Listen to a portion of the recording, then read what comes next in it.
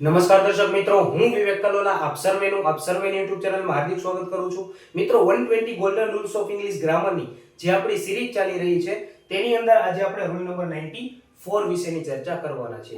મિત્રો rule number 94 શેના વિશે છે એ તમે જોઈ લો. મિત્રો આપણે ગ્રામરની અંદર એક ટોપિક આવે છે ડાયરેક્ટ ટુ ઇનડાયરેક્ટ સ્પીચ, બરાબર છે. તો એની અંદર જે આપણે ડાયરેક્ટ સ્પીચ હોય છે, બરાબર છે, એ જે ડાયરેક્ટ સ્પીચમાં આપેલું વાક્ય હોય છે એને આપણે ઇનડાયરેક્ટ સ્પીચની અંદર કન્વર્ટ કરવાનું હોય છે. ક્લિયર છે મિત્રો? હવે મેઇનલી જે આપણો આ ટોપિક છે, બરાબર છે, તેની અંદર 4 થી 5 પ્રકારના વાક્ય આવતા હોય છે. વિધાન વાક્ય હોય, બરાબર છે, પછી ઇન્ટ્રોગેટિવ વાક્ય હોય, આજ્ઞાર્થ વાક્ય હોય, ઉદ્ગાર વાક્ય હોય, બરાબર છે, લેટ્સ વાળા વાક્ય હોય. તો એની અંદર આજે જે આપણો નિયમ છે, બરાબર છે મિત્રો, એ વિધાન વાક્ય વિશે છે.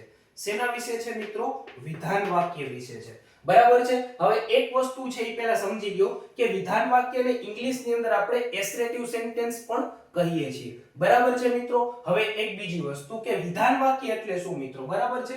તો વિધાન વાક્ય છે તેની અંદર હકાર વાક્ય, કેવું વાક્ય મિત્રો?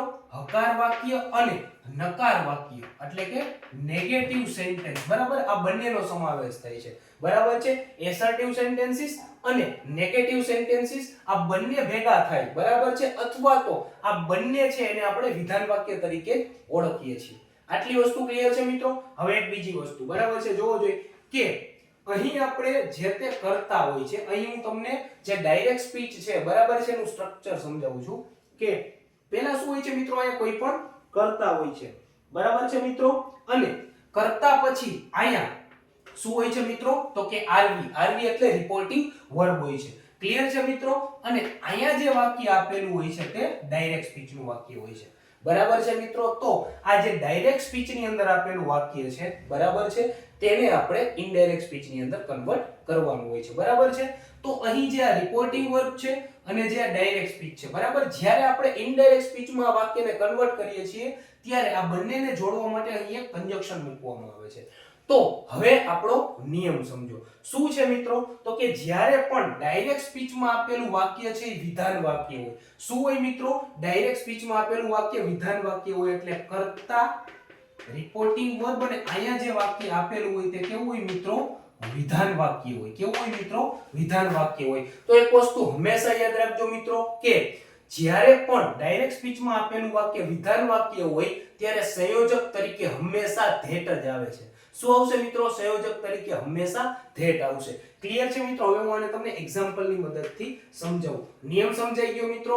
બરાબર છે. અહીં લખી દઉં છું કે વિધાન વાક્ય ડાયરેક્ટ સ્પીચમાં હોય, બરાબર છે, વિધાન વાક્ય ડાયરેક્ટ સ્પીચમાં હોય, બરાબર છે, અને જ્યારે તેને ઇનડાયરેક્ટ સ્પીચમાં કન્વર્ટ કરો ત્યારે કંજક્શન તરીકે ધેટ જ આવશે. શું આવશે મિત્રો? ધેટ જ આવશે. ક્લિયર છે મિત્રો? આ આપણો નિયમ છે કે ડાયરેક્ટ સ્પીચમાં આપેલું વાક્ય છે, બરાબર, વિધાન વાક્ય હોય તો જ્યારે તમે એ વાક્યને ઇનડાયરેક્ટ સ્પીચની અંદર રૂપાંતર કરો છો તો એમાં કંજક્શન તરીકે ધેટ આવશે. ક્લિયર છે મિત્રો? અહીં આપણે એક્ઝામ્પલની મદદથી સમજીએ. જેમ કે અહીં હું લખું છું મિત્રો કે he said she makes tea. બરાબર છે મિત્રો? અહીં તમે જોઈ શકો છો કે he said she makes tea. બરાબર છે મિત્રો? અહીં જોવો જોઈએ આ વાક્ય છે કેવું છે મિત્રો? વિધાન વાક્ય છે. આ ડાયરેક્ટ સ્પીચ નું વાક્ય છે. એને હવે જ્યારે હું ઇનડાયરેક્ટ સ્પીચમાં ફેરવીશ, બરાબર, તો કેવી રીતે થશે જોવો જોઈએ મિત્રો કે he told અહીંયા વચમાં આવશે that. શું આવશે મિત્રો? વચમાં આવશે that. બરાબર છે. શું કામ? કારણ કે વિધાન વાક્ય છે તેટલા માટે. તો he told that she made tea. બરાબર. હવે અહીંયા મેક્સ નું મેડ શું કામ થયું મિત્રો? તો એ આપણા આગળના નિયમો છે એ તમે જોઈ લેજો એટલે તમને સમજાઈ જશે. તો મિત્રો આ હતો આપણો રૂલ નંબર 94. શેના વિશે મિત્રો? તો કે વિધાન વાક્ય વિશે હતો.